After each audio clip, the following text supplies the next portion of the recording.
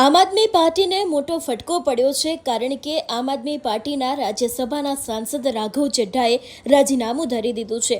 એટલું જ નહીં, તેમની સાથે બીજા 7 જેટલા સાંસદો છે એ લોકો પણ હવે ભારતીય જનતા પાર્ટીમાં જોડાવાના છે। સૌથી પહેલાં તો આ 7 સાંસદ કયા છે તેના વિષયને લઈને વાત કરીએ। રાઘવ ચડ્ઢા, સંદીપ પાઠક, રાજેન્દ્ર ગુપ્તા, વિક્રમ સાહની, સ્વાતિ માલીવાલ, હરભજનસિંહ અને અશોક મિત્તલ જે 7 સાંસદો છે હવે દરેક લોકો ભારતીય જનતા પાર્ટીમાં જોડાવાના છે। ભાજપના જોડાવાને લઈને વાત કરવામાં આવે તો અત્યારે હાલ આ દરેક લોકો ભારતીય જનતા પાર્ટીના કાર્યાલય પહોંચ્યા છે એવી માહિતી સામે આવી રહી છે અને ટૂંક જ સમયની અંદર આ દરેક સાંસદ ભારતીય જનતા પાર્ટીમાં જોડાઈ જશે એવી શક્યતા લાગી રહી છે। અત્યારે હાલ આમ આદમી પાર્ટીમાં એક મોટું ભંગાણ પડ્યું છે કારણ કે એક સાથે 7 જેટલા સાંસદો તેમની સાથે હોવાનો દાવો રાઘવ ચડ્ઢા દ્વારા કરવામાં આવ્યો છે અને આ જ દરેક લોકો જ્યારે અત્યારે હાલ ભારતીય જનતા પાર્ટીમાં જોડાય તેવી શક્યતાઓને આધારે દિલ્હી આમ આદમી પાર્ટીને મોટો ફટકો પડ્યો છે।